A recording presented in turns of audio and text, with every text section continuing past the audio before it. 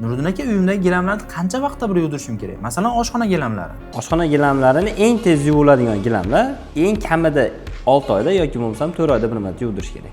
Mehmonxona gilamlar. Mehmonxonanikini 1,5 yilda bir marta yuvdirsa ham bo'ladi, lekin unda ham mehmonni kelishiga qarab, agar ko'p keladigan bo'lsa 1 yilda bir marta yetadi. Yotoqxona gilamlari.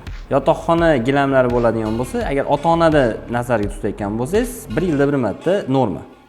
Zal gilamlari. Zal gilamlari bu kech paytda hamma o'tirib, to'planib, televizor ko'rib, shu yerda dam oladigan joyda aytayotgan bo'lsangiz, bu yerda gilamlarni 6 oyda bir marta yuvdirgan yaxshi. Bolalar xonasidagi gilamlar. Bolalar xonasidagi gilamlarni 6 oyda bir marta yuvdirish kerak. Sababini aytaman, chunki bolalarda kasallikka moyillik juda ham baland bo'ladi.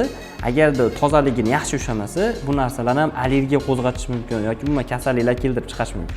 Agarda sizga xuddi shunaqa gilam tozaligi haqidagi ma'lumotlar kerak bo'ladigan bo'lsa, meni sahifamga obuna bo'lib qo'ying, shu yerda ma'lumotlar berib boraman.